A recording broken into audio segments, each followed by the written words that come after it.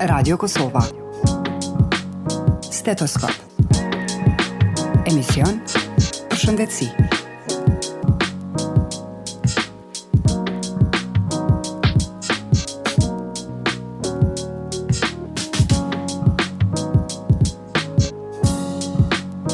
Përshëndetje të nderuar dëgjues. Tema që kemi përzgjedhur për emisionin e sotëm ka të bëjë me testisin e pasbritur. Testiset janë gjëndra riprodhuese mashkullore që janë homologe me qelizat vezë të femrës.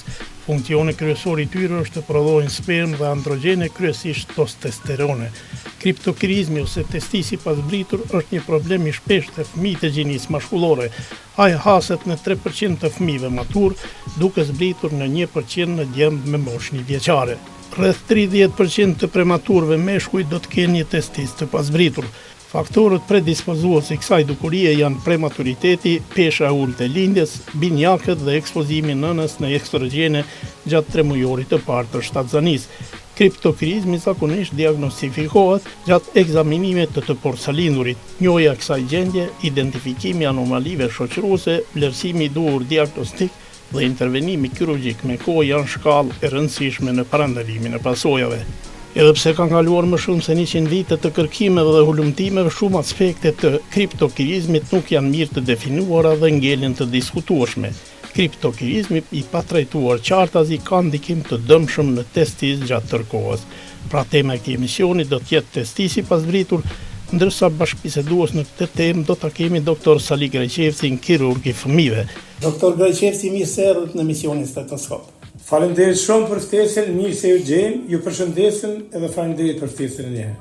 Pra dëgjuat temën që jemi përcaktuar të trajtojmë, po para se të dalim tek tema e përmendur, na thoni diçka për rolin dhe funksionin e testiseve. Cili është roli i tyre? Faleminderit, veç nëse më lejohet, para se ne fillojmë me lojën, deshta me thonë që temën që keni përzgjedhur këtë moment është temë shumë aktuale, edhe shumë temë interesante, edhe është shumë e vend që keni zgjedhur për shkak se na kemi shumë raste fëmijë që vinë me këto probleme dhe vinë të vonuar. Do me diagnostifikim të vonuar, i cili ka nuk vinë me kohë. Ka që vinë me kohë, po ka dhe mjaft raste që vinë me vonesë e cila gjë ka pasoja në të ardhmen për fëmijë. Cilat janë arsyet apo shkaqet kryesore që vonohen njerëzit i sjellin fëmijë? Po, shkaqet kryesore që shumë pyetje me vend. Shkaqet kryesore janë, do të thotë, puna e parë, familjarët nuk janë të njoftuar, nuk e dinë, do të thotë, është normale, do nuk e dinë, do se nuk kanë lexuar dhe nuk e dinë, kanë një pyetje, po t'ia ke vrejë që si ka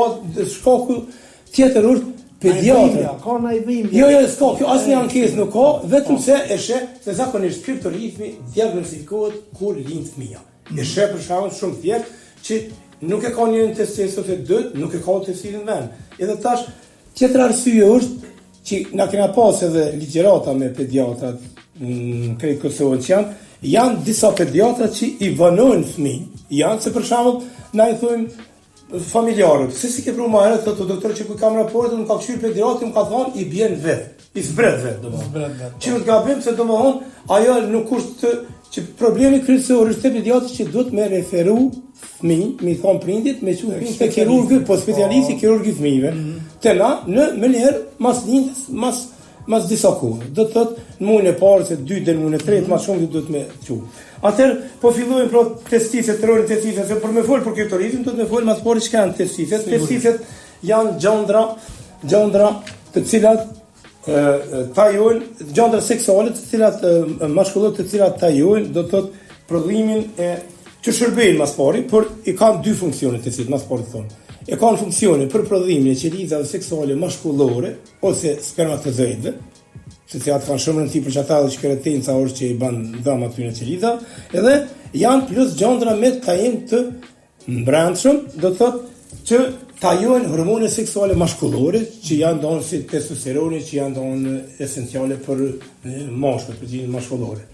Tash, testisi i pasbritur, do të thotë kjo është për testisi roli i tyre, edhe për çka janë, do të thotë na përmend. Tash, duhet një gjë me përmend këtu që ka shumë rëndësi, edhe se shumë vjet kanë kaluar që me këtë problematik ju marr shumë autorë në këtë botën. Në Evropë marr një Faruk Haxhi Selim shumë kohë. Mirë po, ende edhe pse marr shumë me këtë problematik, ende nuk ka një një sqarim shumë të qartë për etiologjinë edhe morfogenezën e kësaj patologjie, smundje. Do disa mendojnë që është vetë e lindën edhe ndryshimi që lidhave germinative që bëhet në një, do gjatë jetës karakterine, disa mendojnë që për shkak që rëndësisi më shumë bëhen gjatë kësaj kohe, kështu që mirë po mekanizmi tash që duhet më përmend se testiset janë organe, që tham seksual mashkullor janë organe të qetë, edhe janë ekuivalent me qelizat anë tek femrat, apo jo? Bashkë, njësoj, po. Tash veç është më rëndësi para se me fol për me kryptologin, me përmend mekanizmin me të cilin zbret testisi. Testisi në pozitën normale është retroperitoneal, na mjekësi mësojmë do në abdomen për mrapa, retroperitoneal. E ky gjatë jetës intrauterine para se me linja ky zbret në skrotum. E që ky proces është një proces mjaft kompleks. Që kjo zbritje testisit ose thirrjet descenzusi, lëshimi i testisit është një proces i cili përfshin faktor shumë gjenetik, hormonal, ambiental. Edhe mund me përmend se kriptorizmi është edhe pjesë e një disgeneze testikulare, është një problem i boshtit hipotalamus, do të thotë që funksionon te moshkujt hipotalamus, hipofiz, gonade. Edhe mendohet që kjo çrregullim që të bosh shkakton çito kriptorizmin. Edhe tash të përmendëm çka është rëndësi, si kriptorizmi është ose testisi jo i lëshuar, është një problem i shpeshtë të fëmijët të gjinisë mashkullore. Çka është më rëndësi me përmendu? Incidenca. Pse po thonë një problem i shpeshtë? Për shkak se incidenca i bën domun sa raste, domethënë shpeshtësia, po, do të thotë është fëmia normal të lindur, ne thirrëm fëmia matur, që lindë normal me peshë krejt. Që kjo përqindje është në momentin kur lindën është varieron prej 3.6 deri në 4.2, 4.3, 4.6 dhe në varësi të bu. Do prej 3 deri në 4 më shumë është përqindja incidenca të fëmijët e si lindin matur, që janë normal lindur. Po. Mirë po, është shumë e rëndësishme që gjatë kohës, se çto nuk e din shumica e pediatrëve për çata tani thonë zbritin. Që kjo zbritja, që kjo përqindja 3.4 që është normal në këtë botë. Kjo në moshën 3 mujore, kur ti bën fëmia 3 muaj, shumica 90% rrotën të testisi zbret se ti kur do të nuk e ka pas për gazbridon 3 muajt e parë të jetës. Janë qëto përqindja pej 4, 1%, 1.2, 1.3 dhe 1% është përqindja kur i ka fëmia 3 muaj. Do të thotë 3 muajt e parë është lëshimi i testisit më i madh. Nëse nuk shohet testisi deri në 3 muaj, më gjasat janë shumë të vogla më shumë. Nuk e di na shta jam i qartë. Po. Se do e presë do i zbretve. Do të mos është 3 muajore deri në moshën 9 muaj, 1 vjet. Do të pej 1.2, 1.2, në moshën 1 vjet është 0.8 deri 1. Do të thotë ushqimi pej 3 muaj deri 1 vjet është shumë i vogël. Por ata nuk do të më prit. Atë tani kur të folëm për trajtimin, tani e thojmë çka duhet më shumë. Tash çka më thon tjetër, kriptorizmi zakonisht diagnostikohet kur lind fëmia, që përmendën në fillim. Do të thotë si të lind e sheh, do të thotë çaj personeli që ka lind e sheh që fëmia nuk e ka testisin, do të thotë diagnostikohet që është lindje. Për çka po duam të përmend të mësi se njohja e kësaj gjendjes të testisit do të thotë vlerësimi i dur diagnostik, si dhe intervenimi kirurgjik me kohë. Këto janë 3 parametra që janë shumë faktorë të rëndësishëm në parandalimin e pasojave. Do të thotë që kemi përmend më vonë pasojë. Kur është koha më e përshtatshme që të intervenohet? Në cilën moshë? Mosha përpara ka qenë ndryshe, po që shumë dekada tash ka ndryshuar kjo punë. Mosha më e mirë është zakonisht në disa vende kanë për shembull vendet nordike kanë për 6 muaj deri 1 vjet. Shumë vende kanë për 9 muaj deri 1 vjet, intervenim kirurgjik që duhet me u bë. Përpara kanë mas moshë 2 vjeçare, po tash intervenimi bën do të thotë 9 muaj, 1 vjet deri 1 vjet është mosha që duhet me bëj intervenim kirurgjik të këto raste. Duhet me prerje apo jo? Po e flasim na shtamane se kam me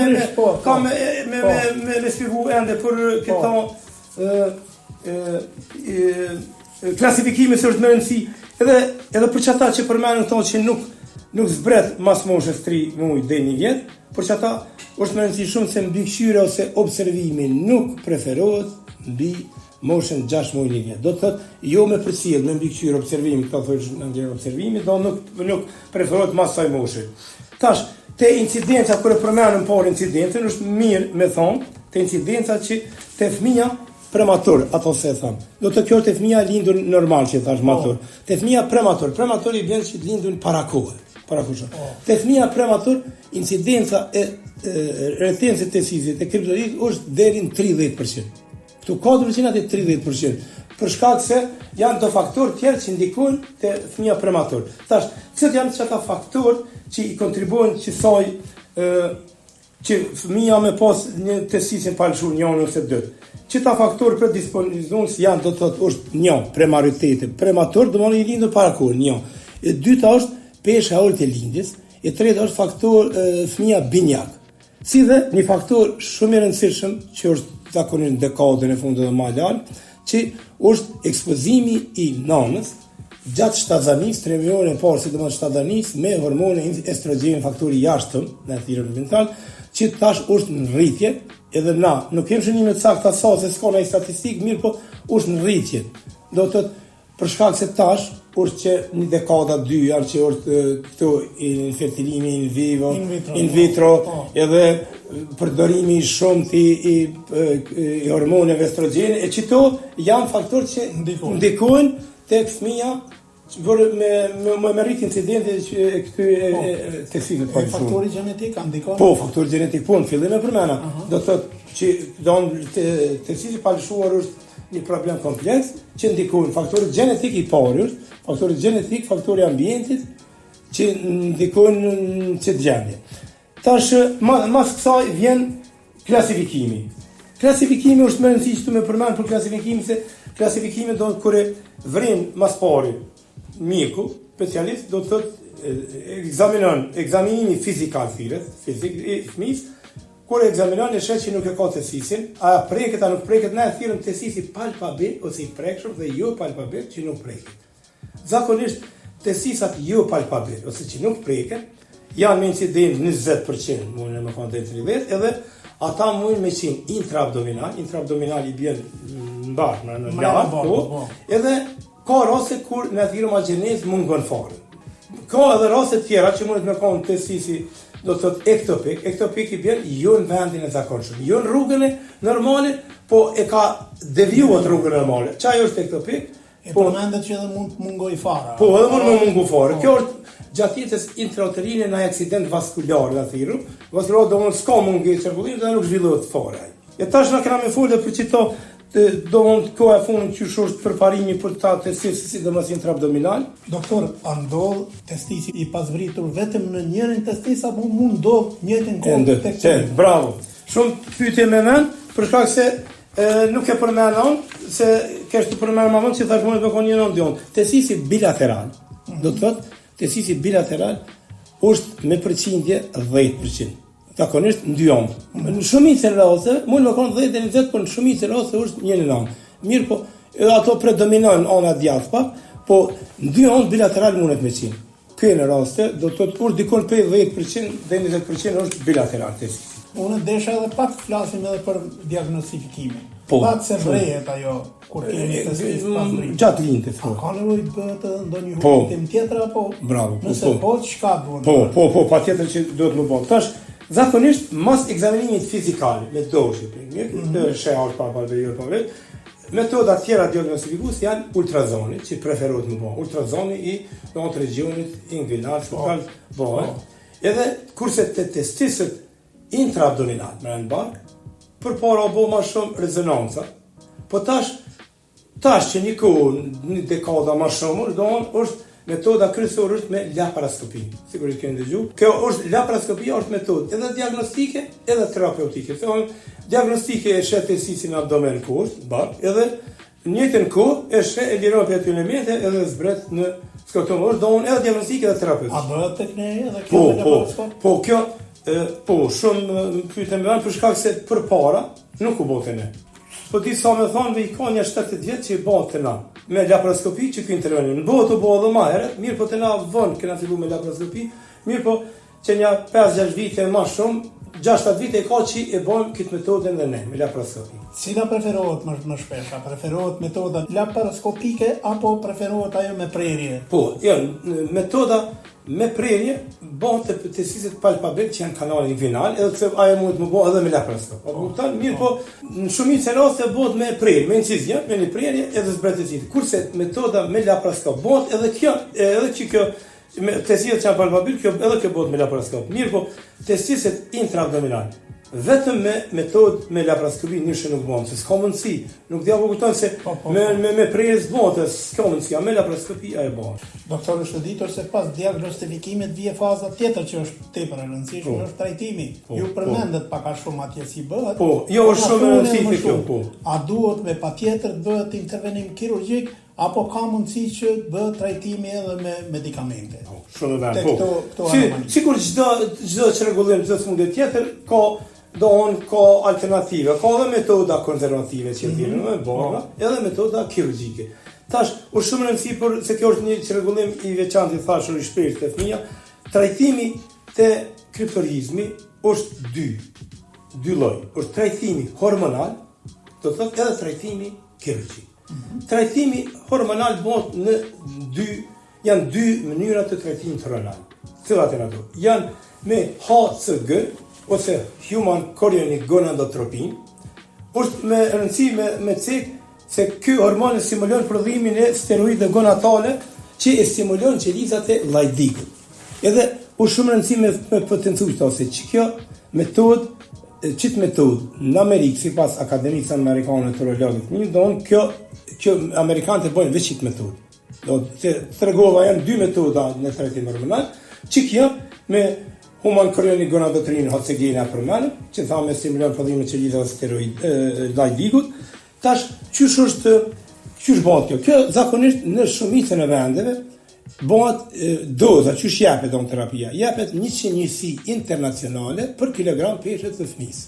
Kjo bëhet në dy mënyra, ose bëhet çdo 4-5 ditë për 4 javë, ose ka një bëhet 2 herë në javë për 3 javë, varësisht prej autorëve. Është më rëndësishme me potencu rezultatet e këtyre. Këto rezultate shumë ndryshojnë trajtimet hormonal me HCG te autorët e ndryshëm. Mund në kam për 15 dhe 30%, 40% varet prej autorëve. Po tash shumë është më rëndësi që ku duhet më bëhet trajtimi hormonal. Apo kupton? Do të thotë trajtimi hormonal nuk bëhet në gjitha rastet. Se nëse është për intervenim kirurgjik, atë nuk bëhet trajtimi hormonal. Trajtimi hormonal të cilët janë faktorë suksesi, cilët janë faktorë që e kanë sukses trajtimi hormonal. Është pozita iniciale e urtë testikulare. Do të testisi nuk është nalt tashun, nuk kanë nominacional, po pozita e urtë testikulare. Është pastaj faktor tjetër është mosha. Mosha me rrin mbi 4 vjet, zakonisht kjo mosha mbi 4 vjet. Dhe testisat bilateral ose dy anshëm, si dhe testisi retraktil. Retraktil i bën një lëvishëm. Kur do një familjar, doktori për lëviz, hershkonal të vjen poshtë, për shkak të një hipertrofie të muskujt e mastera lëviz. Do të thotë që të janë 4 faktorë që ndikon suksesi i qëtit trajtimit me HCG, që është suksesi i mirë, nëse i ka qëto parametra që përmendëm. Tash, trajtimi tjetër është trajtimi me GnRH ose gonadotropin releasing hormon. Edhe është më rëndësi me përmendë se që ky trajtim me qita GnRH hormon, kë nuk bëhet në Amerikë, kë në Amerikë ndalu, nuk bëhet. Ma atje bëhet veç, pse nuk e kanë ata në atë skemen e tyre. Kjo bëhet në Evropë. Evropa më të ban këta, që të stimulon me hormon, zakonisht bëhet me prej moshës 6 mujore. Çish bëhet kjo? Domthon ajo i stimulon qelizat e llajdikut, ky i stimulon me liru gonadotropinën pituitare, pe hipofiz, që është LH dhe FSH, luteinizus hormon dhe folliculostimulus hormon, që mi stimulu prodhimin e steroideve gonadale. Tash, ky përdoret në formë të sprejit nazal, kryptokort thirret, një sprej që në Evropë edhe na kena dhënë këtu përpara. Evropa përdoret, në Amerikë ky është i ndaluar, nuk përdoret. Tash, kur do të më përdor ky? Ky do të më përdor prej zakonisht kur fëmia lind mas moshës 3 muaj, 6 muaj, o sprej nazal, bëhet 28 ditë përdoret në 2 vrenat e untës, sprej e qetë dhe është mendohet që ndihmon në stimulimin e qelizave, sidomos Haxhi Selimovic ka pas shumë punime në autorët evropian, por që të punë edhe rezultatet ju kanë që ka është marrën shumë këtë punë që janë stimulu që të qelizat e llajdikut. Tash, intervenimi kirurgjik. Intervenimi kirurgjik besohet që sa më herët më bon, aja nuk është 100% sigurt, po besohet edhe është më rëndësi për do faktor tjetër që përmend tash, se ndihmon në përmirësimin degenerimit të këtyre qelizave germinative, qelizat dore mos më dëmtojnë këto qeliza. Janë do qeliza ato që për shembull spermatogonë, spermatocidë, tani spermatozoid që zhvillohen, e ato dëmtojnë sa më shumë me lajtësisë aty. Tjetër rëndësi është intervenim kirurgjik. Do të çike para është që me zbrit për mos më dëmtu që ato qelida germinative. Edhe fillim nuk e thash to, për çka ka rëndësi trajtimi me kohë. Ka rëndësi se trajtimi me kohë dhe diagnostimi i hershëm ndihmojnë me përmirësu fertilitetin, se këta fëmijë që i vanojnë ne në të ardhmen kanë problem me fertilitet, do të thonë në rame numër spermatozit dhe shumë sene tjera, edhe me zbulu malinitetin. Ka raste edhe plus me prevenu dhe tërzion. Ka raste që është tërzion, për shembull na kanë ndodhur neve si gjithkund botë, për shembull ka pas testisin nalt, disa vjet fëmija se kanë letuar, ata e kanë lënë edhe ka pas tërzion e pa përdredhje, edhe ju ka gangrenizë utësi, duhet me hekri. Do të thotë që kjo intervenimi kirurgjik, që do të më bëjë me kohë, ka shumë rëndësi, që do të më bëjë me kohë. Se domthon, një e përmirëson fertilitetin, dy domthon zbulon malinitetin edhe torzionin e prevenon. Maliniteti i bën se nëse rrin shumë kohë, shumë vjet ka raste që deri 15 vjet ka ndaj fëmia. Vënë ai ka indikacion me malinizu. Edhe një faktor tjetër më rëndësishëm se është prej traumës, mund e mbron prej traumës edhe temperatura. Qelizat më zhvillu, ka shumë rëndësi se temperatura e trupit në skrotom është 2 gradë me olsen normal në abdomen. Edhe temperatura nalt është vërtetuar që i dëmton çato qelizat germinative, për që ata do të bëjnë trajnimi kirurgjik sa më herët. Ju fatën fillim të misionit se ka raste kur prindërt i vonojnë. Kërkojnë ndihmën e mjekut për fëmijët e tyre. Vërtet është shumë. Cilat janë komplikimet më të shpeshta që mund shkaktohen në rast se ka këto vonesë? Komplikimet tash që afektojnë ana familjarëve janë më shpesh janë që dëmtohen çdo qeliza që ata nuk e dinë, që kur të rritet fëmia më vonë ka pasoja për këtë punë, për fertilitet. E dyta ka torzione, tezisi nalt atje u përdredh edhe se këtë ditë që edhe u gangrezu du të mja je kejt me largu. Me pas ka me zbrit me ku. Faktor tjetër është temperatura që e dëmton qelizat atje. E që ta faktor edhe trauma. Tonë se nëse të visional është më shumë ekspozuar për trauma. Do të thotë që ta 3-4 faktorë që ndikojnë që është shumë rëndësi u bojnë trajnimi kirurgjik me kohë. Edhe na ja shpjegojnë familjar, për na kena do broshura që më javë dhonë juve, që to broshura që disa vjetë në e kena, nuk i kena pas për para, po që një 3 vjetë 4 e kena që është shumë e rëndësishme që kjo e kemë në do broshura që javë dhona familjare, mu i mja do ka një kopi për ata e kom pro për juve, që lexojnë për familjarë. Aty shkruan çka është retenca në normal në gjuhën e popullit me të kuptuar më lehtë, mirë po ka informata të mjaftueshme. Çka është retenca, pse duhet më intervenu me kohë edhe pasoja. Çto janë çdo dy broshura që na kena bërë që disa vjet, edhe javdona familjarëve, edhe është broshura tjetër që është për intervenim kirurgjik. Cilat janë komplikimet, cilat janë pasojat, aty shumë krejt. Do të thotë për çdo pacient, çdo familjarë që e ka fëmijë që operohet na prej tesisit pa lëshur, ja dhona këto broshura, që janë shumë rëndësi, që tregojnë me informata po më sakta dhe aty më gjansisht mund të me lizuar. Doktor Sani, kemi ardhur minutat e fundit të emisionit dhe zakonisht për fund flasim për preventive. Ka ndonjë mundësi që prevenohet paraqitja e kësaj anomalie?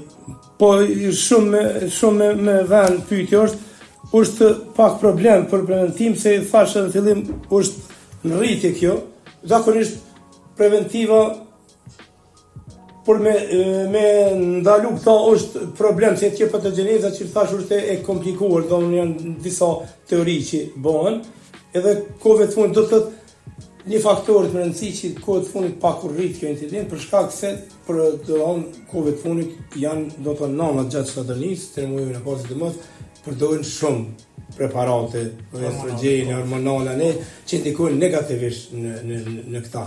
Mirë po, na si këshill për krejt prind, edhe për pediatrat, për gjithë e kemë, që fëmija kur të vinë edhe diagnostifikohet mu dërgu të një kirurg, specialist kirurg i fëmijëve.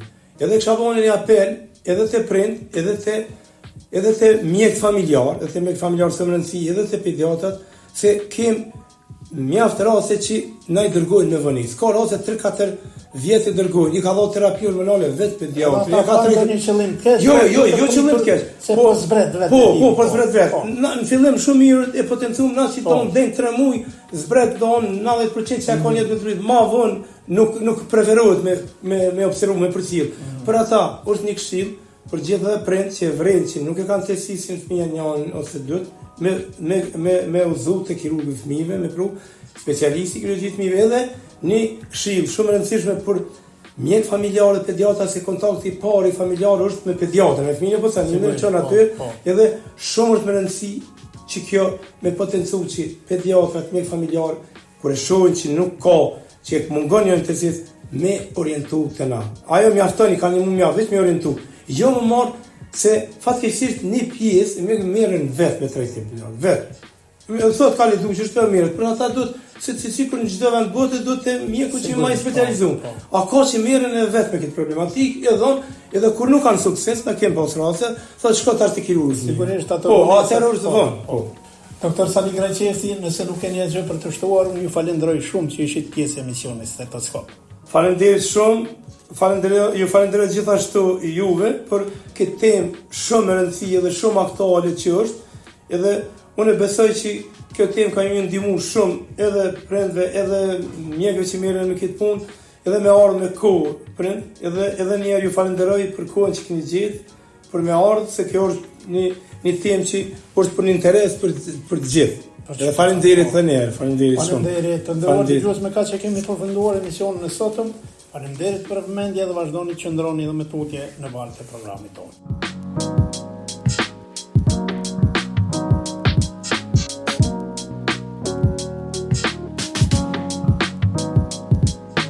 Qytetarët, mediat, bëhet një debat dhe mandej të që konsuman energjinë elektrike, ai ka me pagu që referenca për shkak Katave ne jemi të obliguar kome u bë dhe nuk ka mundësi kime e pagu nga rrymat që prodhohet pozoj hopa para regulatorit energjisë. Ndërsa që me 100 megawatt kapacitet aukcion që kanë ankand për energjinë solare, nuk ka diçka tjetër me cilat mujnë me Ukrainë. Është domethënë hera e tretë kjo vetëse. Na u ka bërë, po e them figurativisht, te kohën e fundit si një farloj melodie në veshët tonë se paguajmë çmimin më të lirë të energjisë elektrike në rajon, prandaj nuk ka pse trumbetohet shumë kjo çështja e ngritjes së çmimit të energjisë elektrike. Po e them pak me ironi. Po, e tha pak edhe Agroni që të hyrat për kokë banore në Kosovë, nëse i krahasojmë me të hyrat vetëm të rajonit, do thotë dhe bëhet mandej një balans i pagesës energjisë elektrike atje dhe këtu, çmimi në Kosovë do del mbi 20% më i shtrejtë. Kështu që nëse flasim edhe në terma ekonomik, po duhet merret për bazë shumë GDP-ja, se nuk kemi mac tjetër. Përveç kësaj, do thotë, sa janë të hyrat për kokë banori në Republikën e Kosovës, në krahasim vetëm me rajonin. Dhe atëherë shohim se ja kemi energjinë ne më të lirë në rajon ajo. Po prapë po them tema kryesore dhe ajo që mua si qytetar në këtë rast më intereson është pikërisht përballëshmëria këtyre çmimeve që thash më herët, por do të shohim se si do rrjedh situata dhe unë jam i bindur që do të ketë reflektim për anës së qeverisë Kosovës në radhë parë. Unë e di që ligjërisht ata mund të thirrën që nuk kanë të drejtë të ndërhyjnë sepse zëreja është të pavor e tjera, mirë po e dim edhe procesin se si zgjidhen antarët e bordit aty me propozim të kujt dhe ku votohen, kështu që e dim mandej se këtu jetojmë gjithë dhe pak a shumë i njohim dhe personat aty. Po për kjo tingëllon sikur fakti kryhet praktikisht. Ka edhe persona që kanë qenë drejtora edhe në KEDS, që sot janë antar bordi, po është temë tjetër kjo. Qartë, po kjo për 15% vitin e kaluar me këto faturat energjisë elektrike, ne kemi mundur të mos arrisim çmimin e energjisë. Dhe tani më, kur çmimi në bursën ndërkombëtare të energjisë është në rënje, pra trendi, do thotë nuk është 400 euro, 500 euro siç ka qenë më përpara, pra është 80, 100, 150, do thotë aty diku si një pjesë, do thotë ne e dimë mbas pari nivelin e papunësisë se i kemi vendin tonë. Do thotë janë shumë faktorë që duhet analizu para se ndoshta me ardhë të shikulim. Absolutisht nuk jam që ne të paguajmë 2 herë, sa ashtu ne paguajmë 2 herë. Fakt edhe subvencionet e qeverisë edhe gjithçka tjetër është e qartë kjo. Mirë po, momentumi i cili është aktualisht gjendja e shumicës së të punësuarve në Kosovë dhe tyrat cilat i kemi. Mendoj që duhet merren shumë përbazë para se të hudhet firma në këtë vendim dhe të fillojë ndërtimi, plot probleme që e kanë përcjell këtë vend, dhe disi dhe vetë shoqëria si e tillë është pajtuar me një farë gjendje duke shpresuar që do të ketë përmirësime dhe nuk është që i ka kushtuar rëndësi ndoshta këtij aktivizmit, siç e shohin në vende tjera ku ngriten edhe për çështje shumë më të emta, më të vogla, duke i jap shans qeverive që ta përmirësojnë jetën e tyre. Mirë, po kjo sigurisht që nuk ka me vazhdu pafund. Do të vjen një kohë ku edhe qytetarët nuk do ta tolerojnë padrejtësinë gjithmonë. Do të reagojnë dhe mendoj që ky është rast shumë i mirë, cilin nuk po them po e përdorim, mirë po me të vërtet nuk di deri kur do të shkojmë më tutje sa me çmimet që po rriten. Me gjithçka që po ndodh, ne mos reagojmë. Ka vite që merrni me aktivizëm qytetar, po me shoqëri civile, edhe tjera duke avokuar për drejtat e qytetarëve në forma tjera. Po ideja është kjo. A jemi shumë të politizuar, të afektuar shumë pas politikës, dhe për çështje që na afektojnë drejt për drejt jemi më të relaksuar? Jo, ne jena mësuar për çështje politike për viteve të 90-ta me protestë. Qytetarit nuk interesojnë fare këto çështje që po i flasim, çështje teknike, investime në termocentrale, transmisioni, problemet, qytetarit thjesht këto nuk interesojnë. Qytetarit thjesht intereson ekzistenca. Dhe fatkeqësisht është ka përballët me çdo ditë. Dhe duke qenë kështu, atëherë si mund të qëndrojmë ne indiferent dhe mos të mobilizohemi, të angazhohemi për të kërkuar përgjegjësi. Pra, në fakt, kjo nuk është një protestë e cila dedikohet vetëm kundër rritjes së çmimit të energjisë elektrike. Pra, është një mlef i grumbulluar me vite, po them. Dhe disi ne qytetarët e Kosovës duket që jemi shumë optimist dhe i kemi dhënë shans institucioneve që ti përmirësoj kushtet tona. Jo, sepse optimist ne u dëshmojmë edhe me një ulëmtim që dolin jemi më i lumtur. Dhe si duket sa i ka fundi, sepse ky është një rast i cili po tregon më së miri që kompanitë caktuara, në këtë rast unë them tregtarët e rrymës, sepse ashtu po duken, përderisa ata nuk e marrin për bazë interesin e qytetarëve, sepse pavarësisht kritereve, rregullave, të cilat atyre u imponojnë ndoshta rritjen e çmimeve, pra siç po thonë edhe ekspertët, sepse unë nuk jam ekspert i energjisë dhe nuk pretendoj të jem mirë, po normalisht të çështja e informant nuk është aq problematike. Atë ky diskutim do duhet bëj shumë përpara.